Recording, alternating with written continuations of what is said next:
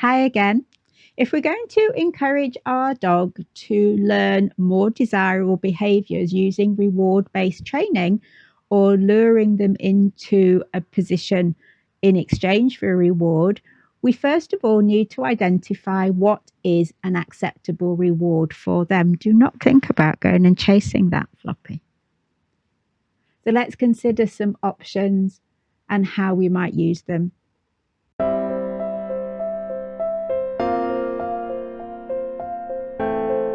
A reward is typically given in recognition of some achievement for good behaviour or a high standard of work.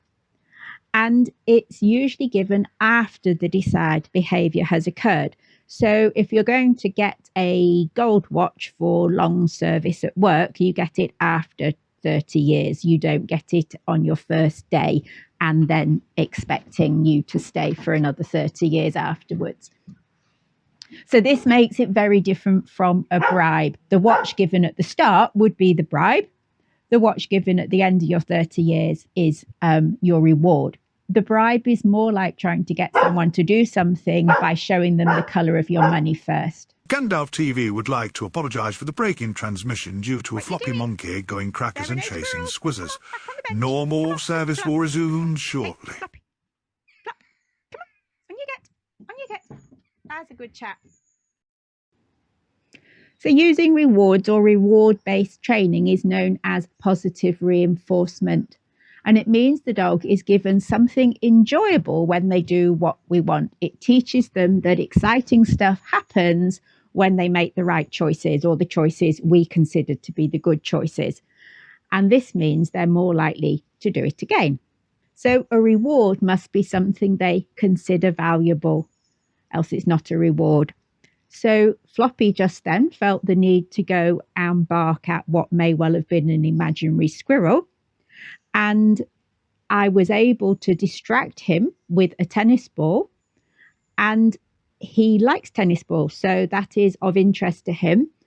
And when he had that ball, that was a small reward instead of barking at the imaginary squirrels.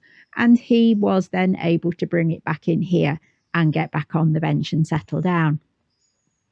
So the ball is rewarding to him. It might not be to a different dog. So what might we use as rewards? We might use praise. Sometimes that is all that you need to say something in a happy voice. And it's very easy to use in any situation, including at a distance. So praise can be a helpful one if you're doing something with your dog where they're not at your side at the time. He's a good boy. Well done. Good boy. Petting, body contact can be very valued to many dogs. And toys like that tennis ball for Floppy, access to a favourite toy or a plushie, commonly tug toys for breeds that are fond of playing tug. I've never had a greyhound that works for, but if you have that type of breed, then tugging could be a useful reward for your dog as well. And of course, treats. A tasty morsel of something yummy is going to work for many dogs as well. And we don't get to decide what is rewarding to any particular dog. So you may need to take some time to find out what is rewarding to your dog. If I'd offered that tennis ball to AJ, he wouldn't have been interested at all. That would have had no use to him whatsoever. But he might well have come to me for a cuddle, and that would have been his reward. So Floppy here loves a cuddle. Contact is a big reward for him as well. But Jim, when he first came, he hated being touched because he's such a spook around people. Physical contact from me would have actually been a punishment, not a reward. And I had to be very careful not to try to touch him when he was worried or anxious, because that would have made it worse, not better. So each reward is going to have its own value to any particular dog. And that value will be weighed up against the situation. So it's relative to that situation. You might use a mixture of rewards with your dog, saving the best ones for the most difficult situations and the more ordinary ones for everyday situations. So it does pay to carry a selection of things you can use as rewards.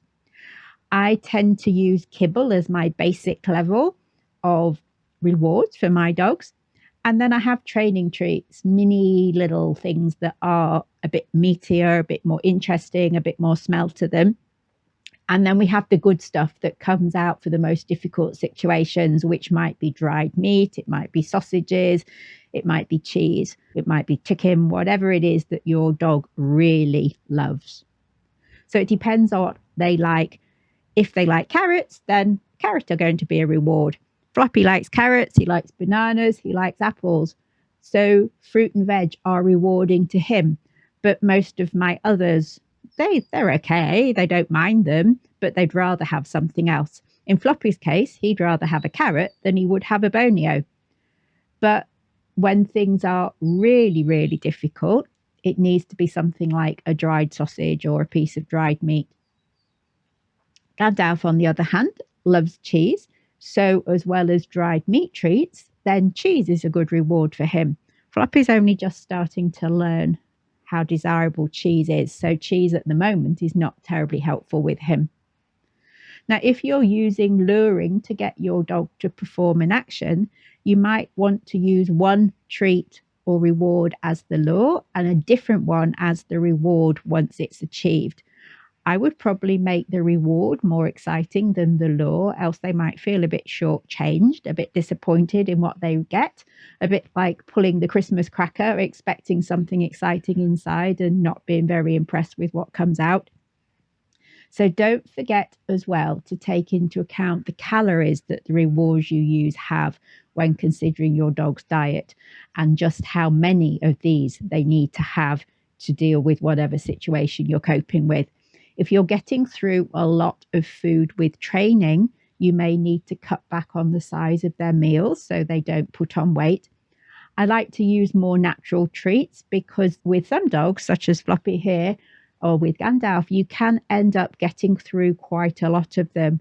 And if you're not careful, you could be giving them a lot of empty calories or just calories that don't really have a great deal of nutritional value to them.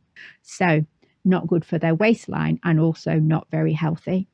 That's all for today. We'll be back again soon. Bye for now.